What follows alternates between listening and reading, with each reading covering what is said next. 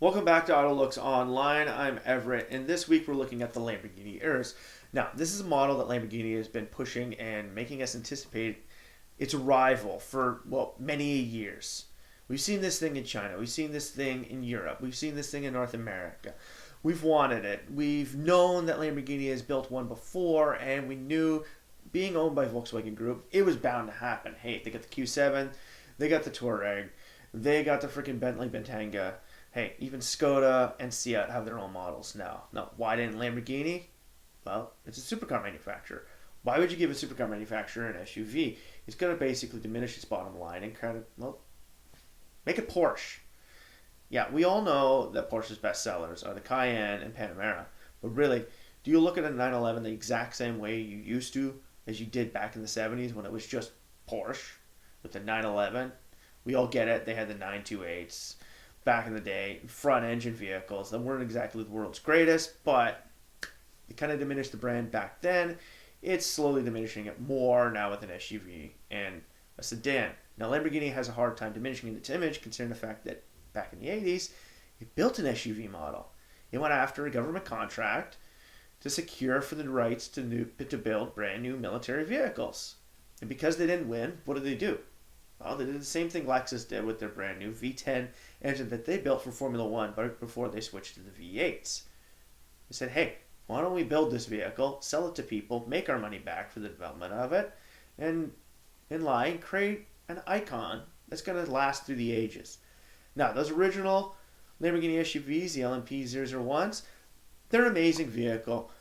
Very horrid, boxy, bland designs. But they did one thing. They jumped sand dunes, and if that's what you want to do, you're going to love it. It goes fast, it's fun, and, well, it's going to turn heads when you see it because there's not a lot of them around. People look at it as like, hey, there's this giant box. Oh, look, there's a Hummer. Well, it's not a Hummer. This is the original Hummer. This is the Lamborghini.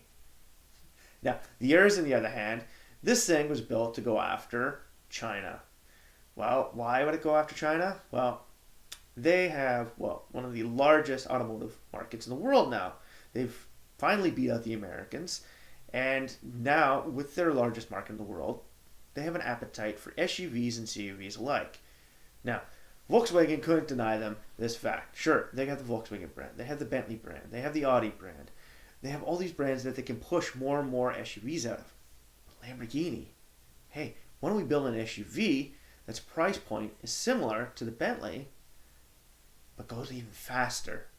It creates more of an image, more of a desire to own the Aventador, the Gallardo, the Huracan, the old Murciélagos, the old Diablos. Hey, let's make it so that not only our brand new models, but our past models will get more money for us. So Lamborghini said, hey, we built an SUV before. Let's do it again. And they did. Here's the brand new Lamborghini Urus. Now, this is one amazing looking thing. It's got the angular design reminiscent of the 1980s Countach. We all know the Countach originally started out as a concept in the late 60s, built in the 70s, but really it didn't take off until the 80s with, shows like Miami Vice. We get it. They had the Testarossa, but they pushed, your Lamborghini Countaches. You get lots of more movies like that and shows that kind of pushed the Lamborghini Countach as one of those cars from the 80s. We look back, we think of the 80s, we think of Night Ride Firebird, Miami Vice, Testarossa, the Lamborghini Countach, and, well, we all know the 1985 DeLorean DMC-01. All cars of the 80s. Add to that, and Lamborghini's looking at this thing saying, hey, we can do it. We're going to make it again. So they went back to the drawing board and said, hey, let's make this new SUV built off the Q7 platform, kind of reminiscent of our 1980s Countach. Sure, Lamborghini has always been one that doesn't want to push its past into the present, even though they created the Miura concept a few years ago, but they have stated that they won't go back to the past and build that car again, like companies like Chevrolet, Ford, GM. Lamborghini wants to keep moving forward, not backwards. Now, the Urus, it does utilize some of the front end features of the Countach. It has a very simplistic looking hood line, but the unfortunate thing with this is they created a snout in the center. Now, creating a cowl hood that kind of slopes down and connects with your front air duct that actually sticks out to make it seem like the front bumper is hiding in the front end. This created a snout front end. If you take a quick look at it, it sticks out from where the headlights are. Now, if they pushed it back slightly, it would have basically taken away from the snout look. Now, they have added in the Aventador front headlights, making it, well, Lamborghini appeal. And they did add massively oversized front air ducts. Now, the lower air duct, on the other point, really doesn't suit this front end. It kind of sticks out. It looks like, hey, we were just kind of slapped right in there. Sure, we have a lower diffuser and the spoiler is there. But unfortunately, if this thing was pushed in about an inch, they could have moved that spoiler more out and kind of created more of an appeal that this thing is more of a sports car than an SUV. Now, the downside to the front of this thing is the massive grille intakes. These intakes are, well, a little oversized. They are reminiscent of the beehive grille that we saw a lot back in the late 90s and early 2000s, but now it's kind of diminishing its value.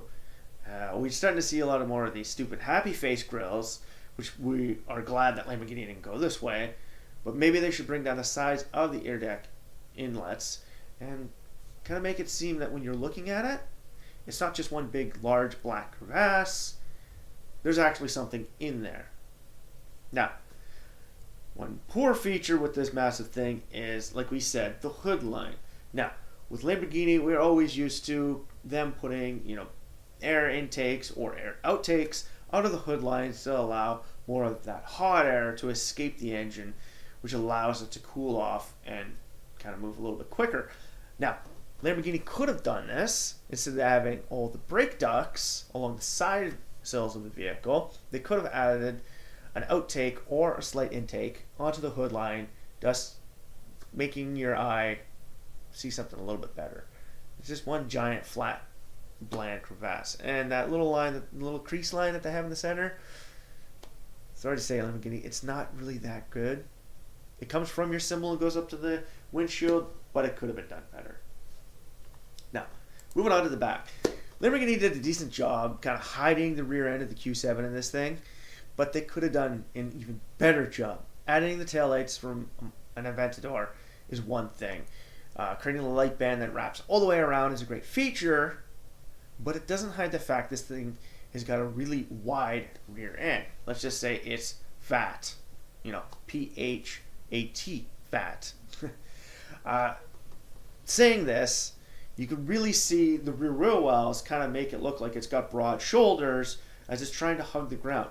That's a good thing because it gives it that sports car appeal, but unfortunately it adds some smooth curves to this sexy, angular design vehicle. It's something that we really didn't expect from Lamborghini. We get it. Some of their vehicles do have those broad shoulders at the rear end, but they do have a few more hard edge character lines that allow those broad shoulders to be toned down slightly. Now, we do have some rear air ducts from the brakes that do kind of add a little bit of feature and break up those broad shoulders, but unfortunately they're not large enough and they're a little too far back. Now, move that design a little bit closer to the wheel well design, might make it a little bit better. Now, moving down towards the rear bumper, we have one of the worst features that we find with the Lamborghini Urus is the fact that they went with dual oval exhaust pipes. We get it. You like the round. And it's nice to add something other than the wheels that are round to this vehicle. But unfortunately, with the angular design, you should have gone more with, a rectangle. Or, an octagon. Something along those lines. Add a little point to the side of them. Make them seem like they're a little more hard edge and got the angular designs of the rest of the vehicle, and they might suit a little bit better with the design. Add to this a rear diffuser that kind of, just like the front end diffuser, sticks out from that back end, and the cheap lower brand quality gray color that they used on it kind of takes away from the rear end. Coat this thing in carbon fiber, it might have suited the rear end of it. Moving upwards towards the rear glass, we see that, not much. Because you try to back up this thing, you're not going to see out of that back window very well. Now we get it, it's a Lamborghini. Lamborghini doesn't really have back windows on any of their vehicles. They got a tiny little rectangular thing in the center of the vehicle that you can't really see out of, or an oversized large glass sitting over top of the engine. Now, fortunately, the rear glass in this thing won't allow you to back up easily. It's like trying to back up a Crossfire out of a parking lot, out of a Walmart parking lot at Christmas time. You're not going to see anything. Now, we get it. This is the time of backup cameras. Backup cameras will come in handy with this thing if you ever have to back it up. But unfortunately, until a 180-degree view of the rear end of the vehicle is available, it still is going to be hard to see what's at either corner of the vehicle. Now, for you and anybody else buying a Lamborghini Urus, I suggest you always get a pull-through parking space. That'll make it so much easier backing up this vehicle. Now, there are a few decent features at the back of this vehicle. Lamborghini did add a license plate port for the vehicle, showcasing, hey, this thing is going to grab groceries. Because we all know on the back of all their other vehicles, the license plate just kind of is placed there and kind of takes away from the rear end of the vehicle. Not the Urus. You can put your plate on there and still look good in style. And unfortunately, unlike Land Rover, they actually did it in the center. Now, moving on to the side, you can really see the angular design of Lamborghini Countach in this thing. It's got its well-raked windshield. It's got its sloping back. It's got its hard character lines along the side.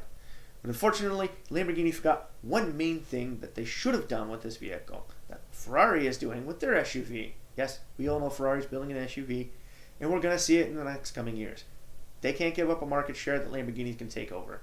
It's kind of like with cell phones. Cell phones really had to push their online games because they had to take that market share away from Game Boy.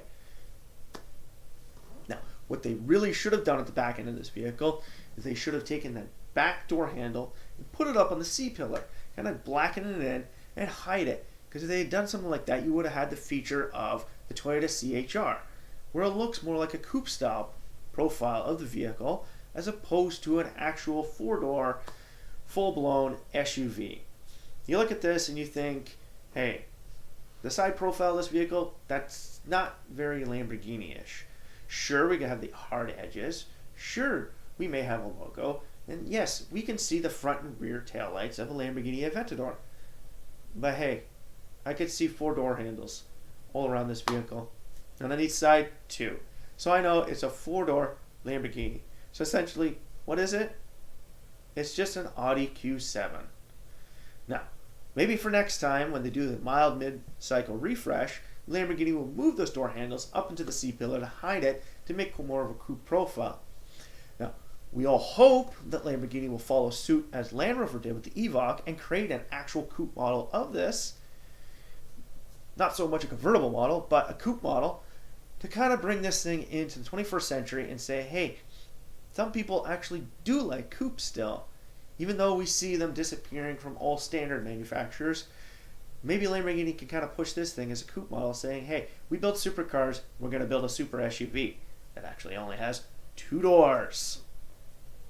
Now, the side engine and brake ducts is a nice feature on this thing. Unfortunately, they didn't bring it far enough down to make a full profile feature of it.